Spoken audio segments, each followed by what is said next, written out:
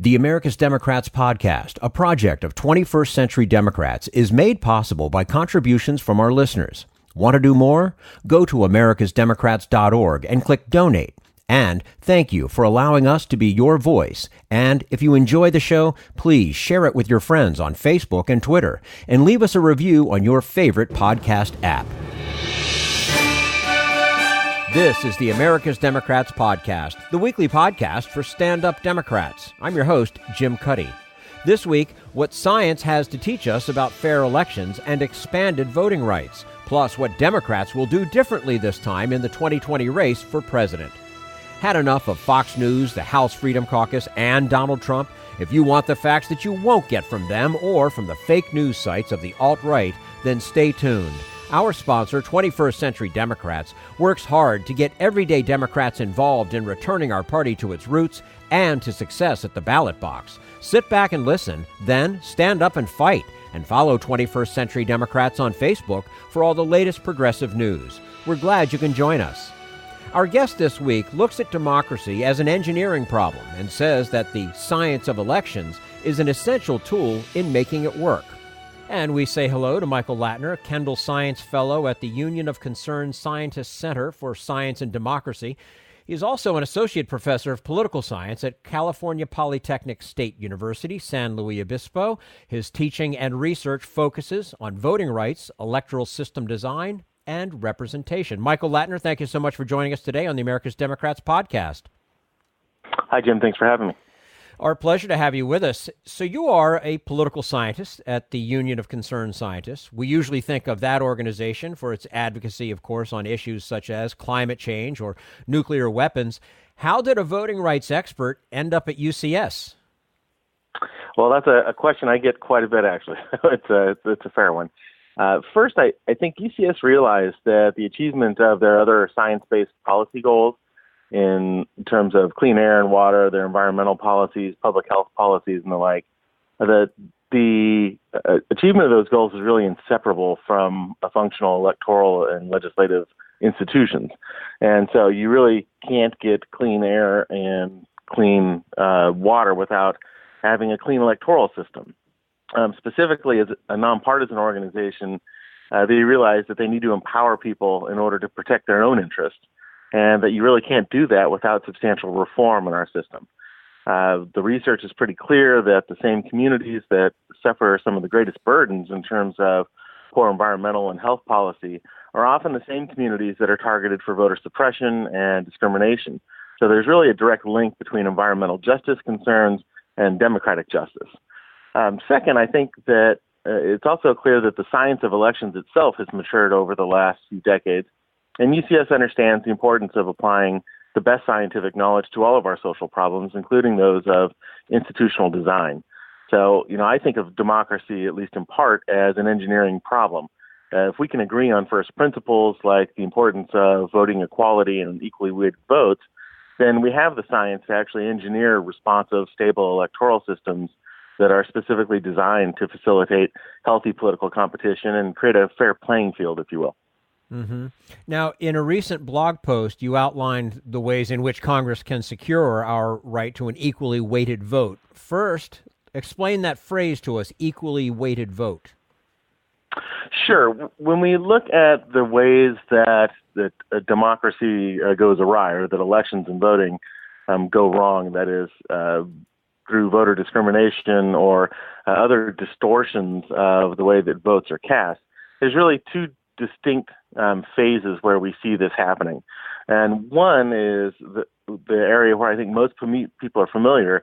That's voting inequalities. That is, some people vote, some people don't, right? And the groups of people that are less likely to vote, their views get distorted in the electoral process. That is, people that are more likely to vote, the more educated, more affluent, their views are amplified, whereas the poor and less educated voters, people that are less likely to vote for any reason, their views have less of a voice in the process. And so that's one form of inequality. But then in addition to that, once all the votes are actually cast and counted, we look at how those votes get transferred into seats of power, for example, legislative or executive power in terms of the Electoral College. And that's where the weight of equal votes matters, because if, for example, you have a state legislature that is gerrymandered so that the votes of one party have more weight than another, that is, let's say there's a 50-50 election, or even in the case of Wisconsin, just recently, here in 2018, you have the case where Democratic voters are actually a majority of voters in the state, but then the Republican Party ends up taking nearly 2/3 of the state legislative seats, right? That's a form of what we call vote dilution. And so it's not just that we get inequalities from people not turning out to vote. We also get inequalities in the way that the rules are designed to weight some votes more than others. And so I use the term equally weighted vote to include that entire process. What we want is, if we can, again, agree on political equality as a sort of fundamental first principle where we want to get and what we want our electoral system to represent, well, then we've got to design our institutions in such a way so that people's votes aren't distorted, and so that we're maximizing participation in order to get the most accurate representation of the public will that we can. And the Post outlines some very clear steps that could be taken by Congress. And the simplest step, as you explained, would be to prohibit states from imposing any voting qualifications. What would this mean in practice, and what does science tell us about the kind of impact that it would have? Sure. So one of the things that we know from comparative political science is we look across the world's democracies, the pretty functional, healthy electoral systems, those countries that have been, fairly stable democracies since, say, World War II.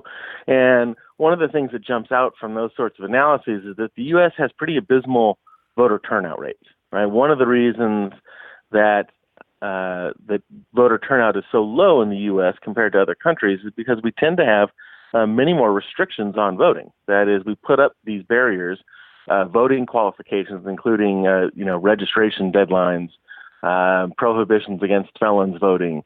There are all sorts of barriers that just don't exist in other countries. And so what our analysis found earlier this year, UCS and the Center for Science and Democracy put out a report that looked at what types of reforms, if we change the laws and looking at this across states, so looking at states with more restrictive laws versus less restrictive laws.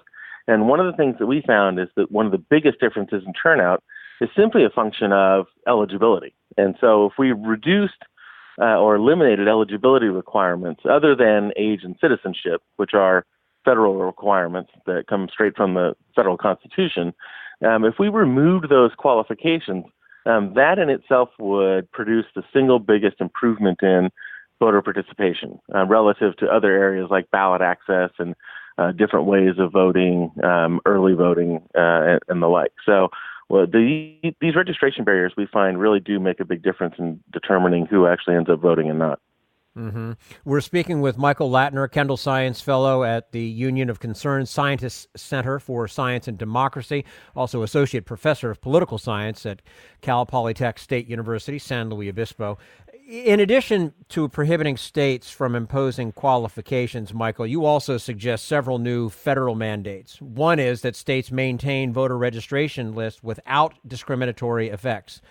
This gets to the purging issue. How detrimental was purging in the midterm elections?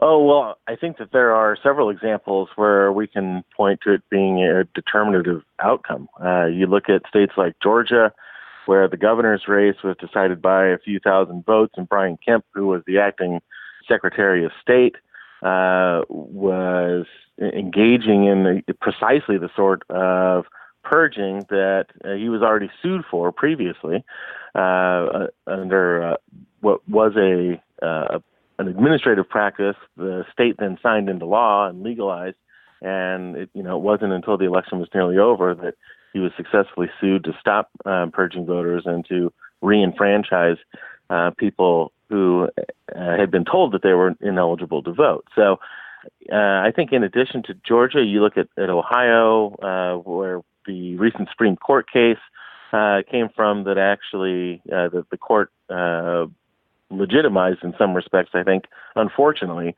this sort of practice where the exact match voter purging and these restrictions on pulling people off of the rolls simply for things like non-voting would have reduced or did reduce, could have reduced the Ohio voting population by some 7,000 voters.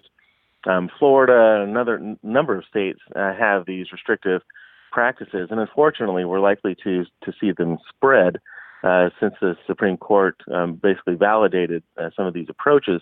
I think that this is one of the areas where we really have to work on a state-by-state level, passing laws that prevent these sort of discriminatory practices. And we know that these are poor practices simply because of the research. We know that there are much better algorithms for maintaining accurate voter registration lists other than the methods that are currently being used, which, frankly, in addition to just being sloppy in terms of data management, are clearly being used in discriminatory ways. And we can see that when we look at the types of people that are being pulled off the rolls. Georgia is probably the most obvious example, where you have a disproportionate number of African Americans that were pulled off of the rolls in a race where an African American woman was running for governor. And so, these are the sorts of practices that we've really got to address, I think, on a state-by-state basis, and we need a reform movement that is going to pass voter protections state by state.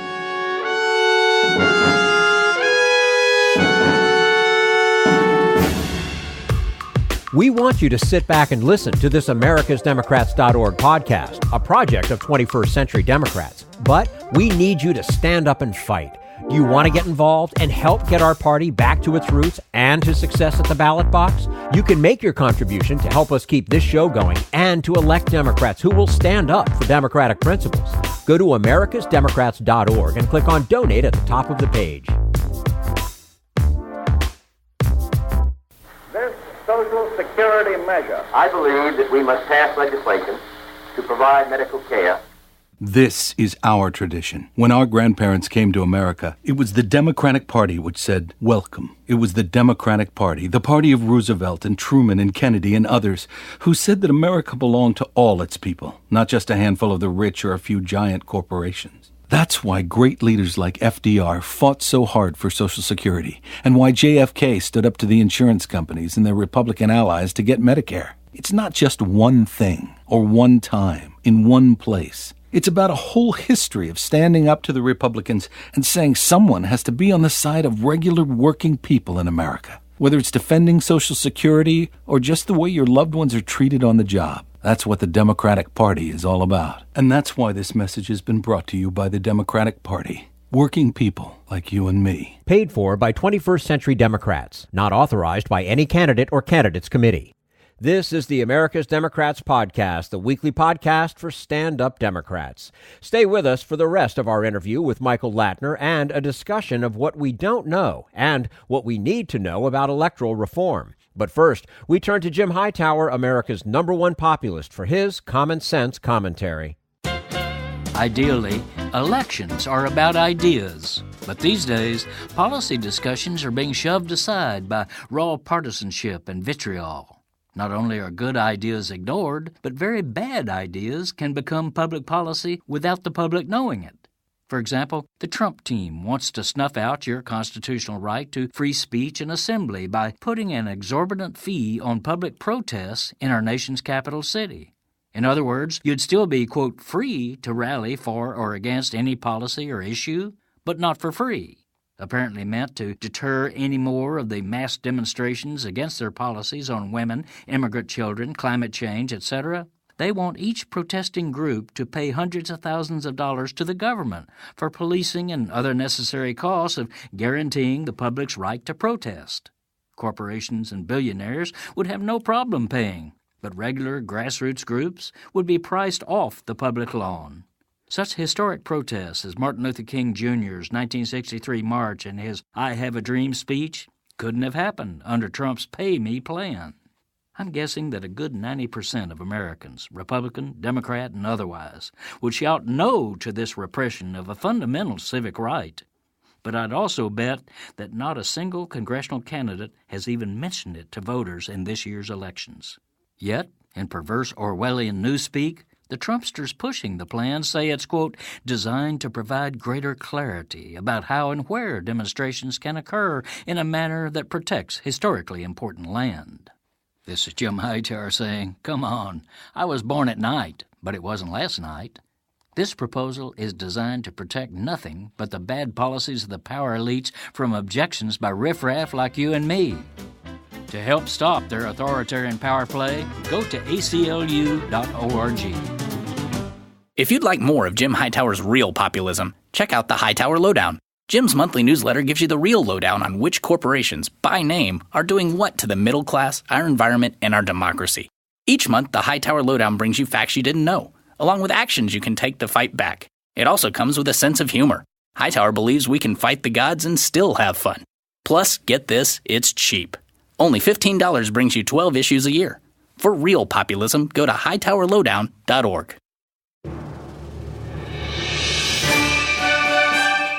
This is the America's Democrats Podcast, the weekly podcast for stand-up Democrats. Still with us is Michael Latner of the Union of Concerned Scientists, where he is the first scientist to receive an Electoral Systems Science Fellowship under their Kendall Science Fellow program. Michael, you've written about the lack of data in what we know about how to support voting rights. What kind of data do we need, and how would it make a difference? Yeah, so, with regard to follow up on your last question on federal mandates, I think my preferred approach to protecting voters' rights is to work within the federal system. And so it's not so much telling states what they have to do as much as it is telling states what they cannot do, right? So if we eliminate these discriminatory barriers, one of the main areas is the quality of data that states maintain. And so I think it's very important in any kind of federal legislation. As you may know, House Resolution 1 is something that the incoming majority is looking to pass that has a plethora of voting rights protections. And one of the things that I think is really crucial for this legislation, if it's to move forward, is to insist or prohibit states from not keeping valid voting records. The main problem right now is that there's massive inequality across states in terms of the quality of data that is kept. And by data, I specifically mean the counts of absentee versus precinct votes, the number of ballots rejected, the number of overvotes and undervotes, all these things that are, seemingly just administrative records, but they're actually very crucial data in terms of our ability to determine whether election fraud is taking place, because it's the patterns in ballots rejected and accepted and all the features of the ballots that get handed out and that come back in. Looking at those patterns allows electoral scholars and election scientists to determine whether or not the patterns are as we would expect under a fair system, and it allows us to identify areas of possible election fraud. And there's so much inequality between states right now in terms of the type of records that they keep. And part of this, frankly, is for political reasons. And this is true, I think, for both Democrats and Republicans. What we really need is a source, an independent or third-party source of data management. And there is some of that happening now. There are a couple of groups of election scientists and political scientists that have been doing the hard work of basically going state to state and in some cases county to county to collect this data on their own. But we really need federal standards that will ensure that quality data is protected and made publicly available, because ultimately the way that we do find and we can secure and protect ourselves from election fraud is to make the data publicly available. There's another issue that you addressed in that blog post, and it's gerrymandering. And this is another one of these. I can't even believe we're still having to have conversations about gerrymandering, but we do. And as part of the solution, you suggest proportional representation. So how does that work, and how does it address gerrymandering? Sure. So there are two ways that the way that we draw electoral districts in this country, the way that the drawing of the boundaries themselves can distort representation. And one of them is gerrymandering. And, I think your audience is probably pretty familiar with gerrymandering, which is the practice of drawing district boundaries in such a way as to advantage one group or over another. That can be partisan gerrymandering, where one party is advantaged over another. Racial gerrymandering advantages one or more racial groups over another. And so there's all kinds of ways that you can intentionally draw district boundaries to advantage some party over another or some group over another. But then in addition to that, you might think of gerrymandering as a bug, right? So that's sort of a bad element that can be introduced into our system. And we can do away with that, although we haven't. And you're right, it's frustrating that we are still having this conversation due to the Supreme Court's lack or failure to take a stand to prevent at least partisan gerrymandering. But that's only part of the problem, right? So even if we can come up with fair maps and maps that treat that don't advantage specific racial groups or political parties over one another, we still have not a bug but a fundamental feature of our system that can result in voting inequality. And that comes from the fact that we use single-member districts to elect representatives. And so California is a great case where I live. In the 2011 redistricting cycle, California handed the authority for designing districts over to a nonpartisan or bipartisan commission, and it's actually quite a deliberative process where this commission, the committee members go across the state, they take input from communities all over the state, they hold these meetings, they allow people to introduce their own maps and advocate for their own interests. And California ended up in 2012 having one of the least biased congressional maps in the country. And so the process worked, and the Independent Redistricting Commission worked. They did their job. California went from having a moderate Democratic gerrymander from the 2000 registration cycle, redistricting cycle, to really quite a fair map, but fair in terms of gerrymandering. And so what happened, and what has subsequently happened in congressional elections, including in 2018, to a large extent, is that there's still a big disproportionality. That is between the share of votes that a party gets and the share of seats that it gets. And so in 2012, you had, I believe, the Democratic Party received about 60% of the statewide vote, but they took almost 70% of the seats.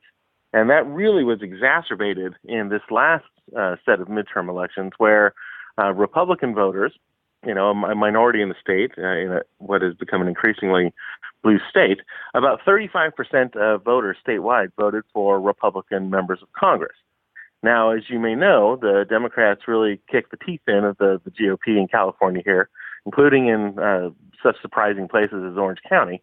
And what resulted from that was that even though Republican candidates received about 35% of the vote, the Republican Party only received 13% of seats statewide in Congress. And so that kind of disproportionality, only getting a minority seat share for a given vote share, that's not gerrymandering. That is responsiveness. And that's the fact that the single-member districts produce a bonus for the largest party.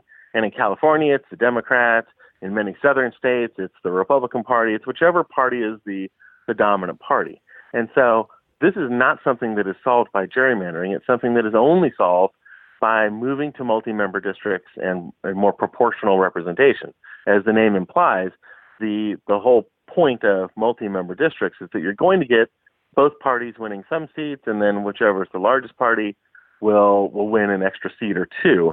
But you have a much closer approximation between the percentage of voters that support a particular party and the percentage of seats that party gets. And that is actually something that we really do need to deal with, because as you can see, not just in California, but in many states where you've got a dominant political party, you're getting voting inequality in terms of the voice of the people that's not a result of gerrymandering or a bug, but it's actually a feature of our system. And it's something that Congress needs to address because right now Congress has prohibited congressional districts from being allocated proportionally. And so it's something that the federal government needs to address. And so gerrymandering ends up being just one peel off the onion. Yeah, precisely. Well, and one of the benefits of moving to multi-member districts is that it actually does away with gerrymandering by default, because once you start drawing larger districts where both parties are going to win seats, it becomes much more difficult to predict where those extra seats are going to be won by parties, which party is going to be in the majority, and it actually dilutes the incentive to gerrymander. And so it almost does away with gerrymandering without specific legislation prohibiting gerrymandering, because it just doesn't matter as much. The stakes aren't as high because both parties are going to win seats in a given district. And so in most of the world's democracies that use multi-member proportional systems, gerrymandering isn't even a political issue because it's not the stakes are not nearly as high, and you can't engineer a majority the way that you can using single-member districts. Mm-hmm. And of course, there may be plenty of data to support the initiatives you suggest and how they can enhance democracy. Unfortunately, politics doesn't always listen to science. And this could take us down many, many different roads, but we're going to stay on topic here. Considering the new Congress, what are your hopes that some of these measures will be adopted? Yeah, well, one is not too hopeful, right? Because you have, with divided government, you're going to have a new Democratic majority coming in, and they're going to be proposing a number of reforms. Reforms, frankly, that in some cases would hurt the opposition, hurt the GOP, which controls the Senate and the presidency, which is you've got to get both the Senate and the president to sign off on any new legislation. And so I think that the incoming Democratic majority really, they've got a challenge before them. And that challenge is whether or not they want to have messaging legislation. That is, they want to, put together a big wish list and use it more to mobilize their own voters and humiliate the other side, or if they want to actually legislate. And so I think the key for getting some of these reforms done, specifically things like automatic voter registration and early in-person voting, these things don't necessarily help one party over another. And even in the case of proportional representation, as we discussed, right? I mean, that kind of reform would actually help the Republican Party in California. It would help the Democratic Party in other states. And so I think the key to a successful legislative agenda is to identify these types of reforms that don't have such a partisan ring to them. Because as soon as you make it a partisan issue, then you're going to get the very predictable results of, the Senate not supporting anything that comes out of the House and the president ignoring it. So, my preference would be for the leadership in the House to identify a number of very specific reforms that could be used to protect the integrity of our electoral system. And they also ought to include some of the things that we know Republicans like. If, for example, the GOP has been active in passing a number of voter identification laws throughout states over the last few decades. And while this has not always been done with the best of intentions, surely a federal bill that, for example, guaranteed protections from voter purging through a centralized voter registration list, maybe one that was even ran through federal IRS filings to create that voter registration list. You could also then require that states provide a valid identification, a voter ID card, rather than having states pick and choose what types of identification they want to require, but have a voter ID card and then require voter ID. All right, that's something that we know Republicans support. And as long as we make sure that the states have the obligation of providing that identification, then that's something that could be included in legislation. So I really think there are a number of opportunities where we can protect voting rights, we can improve the security and the stability of our voter registration systems, and we can really improve the process of voting. And that should not be a partisan issue. Absolutely. And perhaps when a baby is born in the United States, they get a voter card. Maybe we can just start right there. Well, indeed. There are exactly. I mean, I think that the citizenship question is a very important one, and it's Certainly. something that we've got to look into as well. And my feeling is that any kind of comprehensive voter reform should also make sure that we are protecting the integrity of things like the census, which we rely on in terms not just of allocating representation to states through the House, but really protecting citizenship as a central part, as the foundation of voting rights in the United States. Mm-hmm. And as somebody gets their citizenship, hand them a voting card right after the ceremony. I mean, exactly. I mean, those are the sorts of procedures that you could use that would expand the voter registration base. And again, we're not talking about anything that is a partisan issue, right? Those are exactly the sorts of federal reforms that I think would receive widespread support. Well, moving forward, let's hope for the best. Michael Latner, Kendall Science Fellow at the Union of Concerned Scientists Center for Science and Democracy, also, of course, Associate Professor of Political Science at Cal Polytech State University, San Luis Obispo, joining us today on the America's Democrats podcast. Michael, thank you for your time. We look forward to having you back again with us soon. Thanks for having me. We appreciate your time. And this is the America's Democrats podcast, the weekly podcast for stand-up Democrats.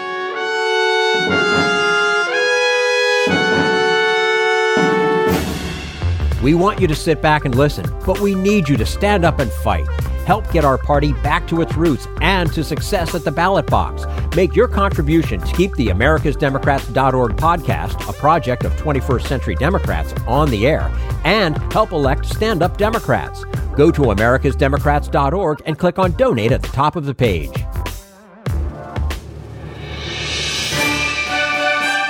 This is the America's Democrats podcast, the weekly podcast for stand-up Democrats. And now Bill Press talks with Xochitl Hinojosa, Communications Director at the Democratic National Committee, about their strategy to win back the White House. If you watched the coverage yesterday, one of the people there alongside of Speaker Pelosi every step of the way was Randy Weingarten, the president of the American Federation of Teachers, a big supporter, one of the leading union presidents in the country, and Teachers of America out there in full force supporting new Democratic members of the House through the 2018 midterm elections. And we're proud to be sponsored in part by the American Federation of Teachers, good members of the AFT. So thank you for your leadership, and check out their website at aft.org. Lots of political challenges still ahead. Many of those who are going to be led by the Democratic National Committee under Chairman Tom Perez, Communications Director Xochitl Hinojosa, back from maternity leave, joining us in studio. Hi, Xochitl. It's nice to see you. Nice to see you. Nice to be with you. A new daughter, son? Son. 3-month-old, Sebastian. Wow. Sebastian, really? Yeah. Wow. It's early, but I figured you'd be up anyway. Yes. So why not? He was up at 5:15 in the morning. Did you so bring it was him with fine. you this morning? I should have brought him with me, but I left him with my husband, giving him a 30-minute break or He's so. at home watching the show. Exactly. He's been up early. He wakes up early for us. Exactly. Nice to have you with us. And before we get started, let's catch up with some of the comments from the last half hour. Peter? Yes, indeed. Lots of comments. Let me just first of all mention we put up a poll yesterday about 2020. Who would you most like to see be the 2020 Democratic nominee? Joe Biden. We asked you, Joe Biden, Bernie Sanders, Elizabeth Warren, or other.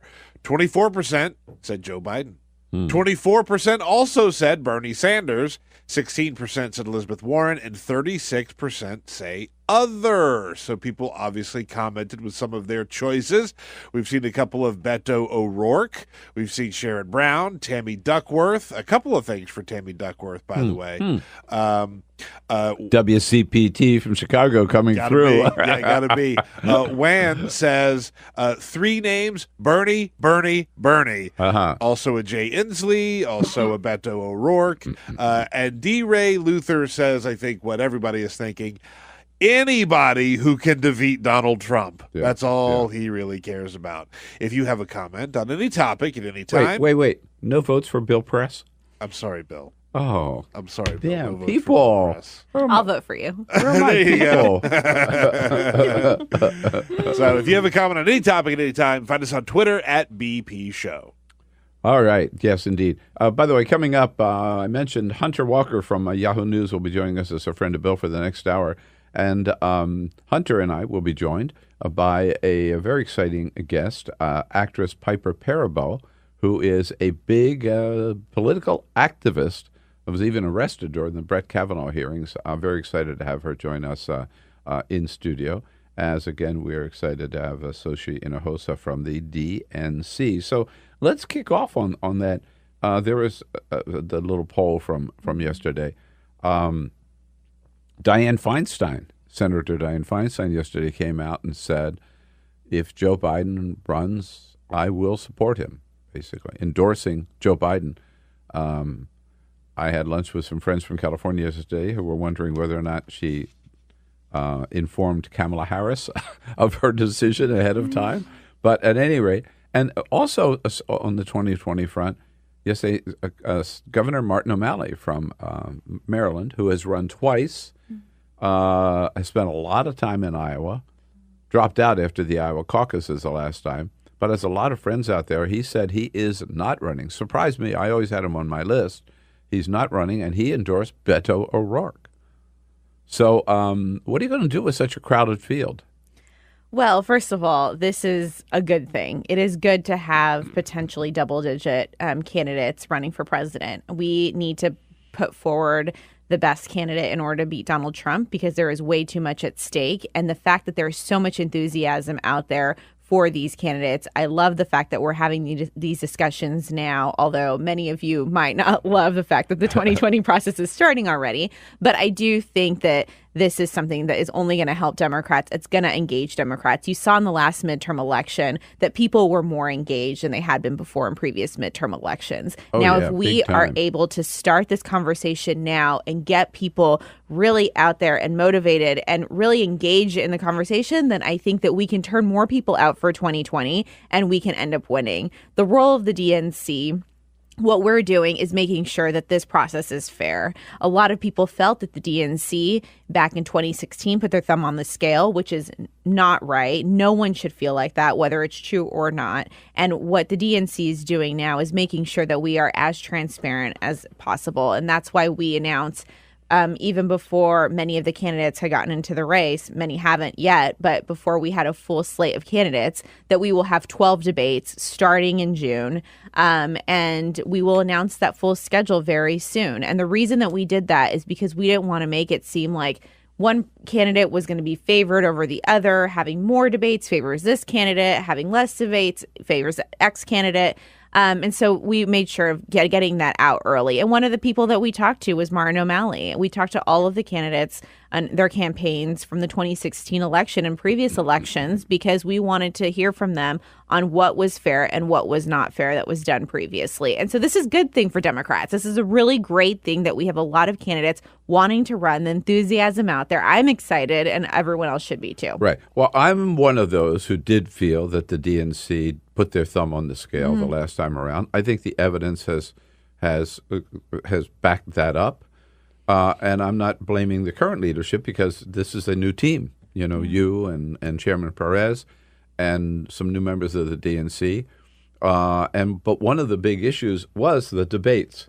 You know, how many debates and when they were scheduled, right? The idea was some of them were scheduled on a Sunday night or a Saturday night when you'd had the smallest possible audience rather than the biggest possible audience. And the other question, so is that something that you're aware, taking into consideration this time? We took a lot of things into consideration, and one of them is the amount of debates that were announced in 2016 initially were 6, and now we have doubled that to 12. There were more debates than 6, but we believe that 12 is a good number, and starting them early enough so that we have more people viewing. We want to make sure that we have the most amount of people, voters, watching these debates. We want to make sure that when we are negotiating with these networks, that how can we get the most eyeballs on these debates? And not only that, but how do we make sure that these debates are on issues, not on how big your hand size is, right? I mean, that was in the Republican debate. We don't want that. We want to talk about healthcare. We want to talk about the economy. So that's these 12 debates, are you talking, and it could change as of now, a total of 12 or 12 in 2019 and more in 2020, or what are we talking about? That's a great question. It's 12 total, 6 in 2019, 6 in 2020. We will do every month in 2019 except for August, because that seems to be the month that, Congress is out of session, people go on vacation, things like that. When do they start? They will start in June of 2019, and the schedule will go all the way and through April of 2020. Super Tuesday, which will be a very big Super Tuesday, is even larger in 2020 because now you have California, Texas, and Ohio, all major states. Whoa. The first debate will be this June. Yes. Get ready. Bill, it's coming, whether you like it or not. Wow. All right. So you have to think about, that's not far away at all. No. And considering the amount of candidates that we've talked about that have expressed interest in running, it's going to be just like drinking from a fire hose. Yeah, right. All right, so my column, and if you subscribe to our podcast, you'll get my column or on Twitter. We'll send it out here, my column today. I identified 32, I went over the list of everybody that's indicated some interest in it. Governors, mayors, senators, former governors, former vice presidents, 32, okay? How are you going to find a big enough stage for 32? And how are you going to handle that? Yeah. That's a very good question. It's one that we've been talking to the networks and cable news about for a while, because we want to make sure that we're not necessarily putting our top 5 people on stage in June, right? That puts other candidates at a disadvantage. Yeah. So one of the things that we have been talking about and are trying to work out is having potentially multiple nights of primetime coverage for debates. So let's say you have a debate on a Tuesday at 8 p.m., then on Wednesday you will have another debate at 8 p.m. the following day, and potentially even picking the names out of a hat so that you don't necessarily have an undercard debate like Republicans did, and then you had, your varsity and your JV kind of situation. We want to make sure that the first 2 debates allow the candidates to get their positions out there, even if they don't have the largest name recognition, even if they aren't polling over 5% in Iowa. And that's because, as you know, when you have 20 or so candidates, not everyone is going to break 5%, 1%, whatever it is, because there's so many, right? Yeah, so the first 2 debates, we're making sure we're giving candidates the opportunity to really put their best foot forward, right? And then we will be coming out with, a threshold on how you would qualify for the first 2, but we want to make it as inclusive as possible. And then after that, there will be polling. People will vote, in 2020 and whatnot. And once that starts, then you can base it off of polling, but at least give candidates a level playing field when it comes to the first 2 debates. Right. The Republicans had 16 candidates, and they had to have, as you point out, the varsity and the JV debate, yes. right? Yeah. Well, if we have twice as many candidates, and not all of them are going to run. I mean, Andrew Cuomo this week said he's not going to run, right? And so is Michael Avenatti. Woo! Right? But then there's Richard Ojeda, right? Is that pronounce his name, Peter? Ojeda. Richard Ojeda, yeah. President Ojeda. I'm sorry, President Ojeda, right? Who's never going to drop out. Well, that's a big challenge. Where will the first debate be held? We haven't announced that yet. We're working on media partners for the first 2 debates, and then we will have a better sense of where those will be. But one thing that we have decided is that the early state debates will be in 2020. So you can count on the 2019 debates not being in early states yet, and you'll have your Iowa, New Hampshire, South Carolina, and Nevada debates in 2020 closer to those primaries. So we allow other states, and especially states which have up-and-coming electors or electorates that Democrats could potentially win in 2020, and we are able to give those states the opportunity to have debates and host debates in 2019. And have the networks indicated any interest in carrying debates? Like you mentioned, you might have back to back in order to get everybody in. Yes. Any of them willing to do it 2 nights in a row? Well, we're working with cable and network television right now, and we do have some interest there when it comes to back-to-back debates, because I think people realize that going into 2020, voters care about this a lot. Voters care about who's going to take on Donald Trump, and so there really is interest there, and I'm very hopeful that we will be able to do that, at least for the first debate. But I would think that they'd be interested, and because people, particularly in the beginning, people will want to see these players. But with that, let's say it even boils down to 20 candidates or whatever. You might have to have 2 debates, 2 nights of 2 debates each to get everybody in, to give everybody a chance. Yeah. That's very true. We might have to have 2 back-to-back debates.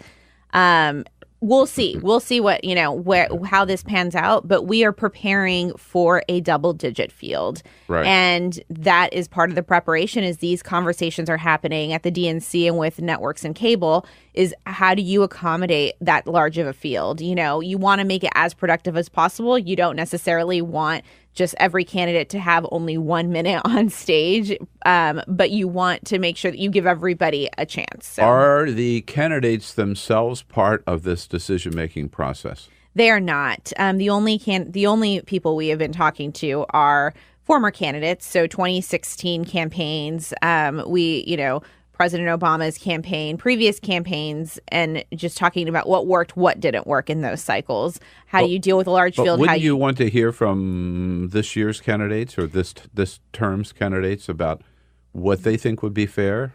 Absolutely. One of the things is we want to make sure that we are being fair at the DNC. And with so many candidates and with such a large field, we don't want to miss anybody, right? There is a chance that if you go to every campaign, you might miss somebody. And we want to make sure that we are including everybody. And so it becomes a little difficult to consult with every campaign potentially when they haven't necessarily announced yet. So part of what we've done is we've done our due diligence to talk to previous campaigns, previous Democratic officials, and state party leaders, specifically in Iowa and New Hampshire in the early states, but also, people who have done debates in places like South Carolina. Jamie Harrison is one who is helping us a lot. Karen Finney, who worked at the DNC before, is helping us a lot. These are people who have the experience with debates, who have worked on presidential campaigns, who've done this in previous cycles, so that we have the institutional knowledge, but yet we're doing things in an innovative way to make sure that we are adapting to the media now. Now you have Twitter, which wasn't necessary. Every year, Twitter is something that is larger and larger in campaigns. And so we are adapting to what is we think the media landscape will be in 2020. Well, just a word of unsolicited advice from a former chair of the California Democratic Party. I think at some point you, the chairman, whatever, have to reach out to everybody who's running in for 2020. Because if you don't, you're going to get complaints. Yeah. And even if you miss one, right, that person's going to be out there saying, "You see, the DNC isn't fair," right? At least, and some of them may have some good ideas about what they think would work and what might not work. So you're not sure where the first debate's going to be. Where is the 2020 convention going to be? We are making a decision on that. It is narrowed down to 3 cities so far. All right. So we let's vote. Let's vote. So Milwaukee, Houston, and Miami are the 3 finalists. And we have been doing site visits to those 3 cities to figure out things like, how many hotels do they have? Are they in the vicinity of the potential venue? What is public transportation like? Can they house this many people? Can they accommodate this many people? And so those are things that we are currently looking at. It's down to those 3, which I think are all fantastic cities. And we hope to make a decision in the next month or 2. Milwaukee, Houston, Miami, and the convention will be in July. It will be in July. It will be earlier than most Miami years. Out, Houston out. See, you didn't grow up in a state like Texas. I'm used to the heat. That's what I'm just thinking. Milwaukee, the temperature might be better, right? I heard Milwaukee's nice in July. Texas is going to be a little hot. Texas, yeah. I'm also thinking about, is one consideration the political, or the possibility of carrying that state in 2020? I mean, so Miami, borderline, maybe. We almost won Miami with the governorship this year, so maybe having a convention there would help. Houston, Beto O'Rourke, almost won the Senate race there. And Wisconsin, damn, we need Wisconsin back. Yeah. And we got the governorship there. I will say that all three of those states really have big political implications. And they are really three states that Democrats will be competing in. And if we compete in those states, as you saw with all three of them, we've come very close, right? So I think that all three of them will be critical. And if whichever one we pick will really send a clear message in 2020. I have to say that yesterday was a great day for the country, and certainly a great day for the Democratic Party, and certainly a great day for Democratic women. Looking at the new House of Representatives. What does that say about moving forward for the Democratic National Committee and the Democratic Party? Well, it's fantastic. The fact that, first of all, Nancy Pelosi made history again in becoming women's speaker, and also just the amount of women that we have in Congress just shows where the Democratic Party is. And frankly, it's in stark contrast with the Republican Party. While you have record women coming to Congress on the Democratic side, you're not seeing the same diversity happening on the Republican side. Yeah, and they went down in terms of they went down in that and diversity. And so I think that especially when you look at the new Congress, it also just shows where our country is and what they voted on, right? They didn't vote for the wall this last election. They voted to have a check on Donald Trump. They voted to make sure that we expand access to health care. They voted because they don't like tax cuts for the rich. These are all of the things American voters checked the Democratic agenda and voted for the Democratic agenda in November. And I'm really excited to see the diversity, because you know what? Diversity matters when you're passing legislation that reflects the entire country and that helps everybody in this country. So we're extremely excited about it. And one of the things it really reflects is the great job, and the DNC was very much part of that job, as well as the Democratic House, the campaign committee, is the recruiting of candidates. I mean, reaching out particularly to women, to women of color, to younger women, and encouraging them. I mean, a lot of them came forth on their own, right?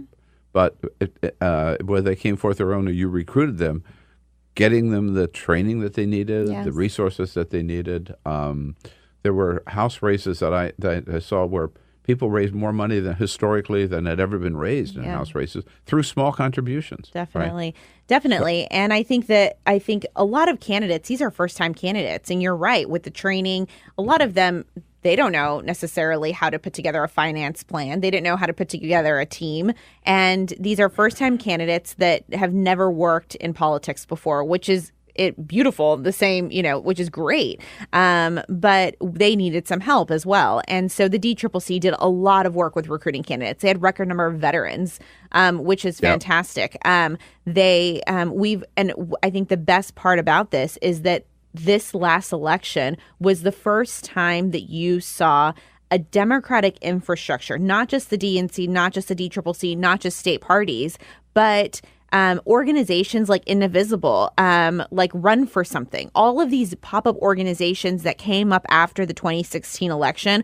There was a lot of questions about where will they fit in the Democratic Party? Will they have a role in the Democratic Party? Are they taking away money from the Democratic Party? We saw that infrastructure working together and elect Democrats nationwide, which is fantastic. Oh, no, the energy of all those organizations combined. We saw the results yesterday. Yes. It really did work. Definitely. And we'll keep that grassroots power going through 2020. 2020 is going to be another good year. Sochi, it's great to see you. Great to be Our with very you. best to Sebastian. Oh, thank you so We much. look forward to having him as a guest pretty soon here on the show. Definitely. All right. That's all for the America's Democrats podcast. Thank you to all who made today's show possible. Michael Latner and the entire Bill Press team. And thank you for listening. If you liked what you heard, please get involved in our efforts to keep this show going and to elect Democrats who are bringing the party back to its roots. Go to americasdemocrats.org and click on Donate at the top of the page. And be sure to find 21st Century Democrats on Facebook and Twitter. And leave us a review on your favorite podcast app. For the America's Democrats podcast, I'm your host, Jim Cuddy. We want you to sit back and listen, but we need you to stand up and fight. Join us. Support the americasdemocrats.org podcast, a project of 21st Century Democrats, and help elect Democrats who will stand up for democratic principles with your contribution today. Go to americasdemocrats.org and click on Donate at the top of the page.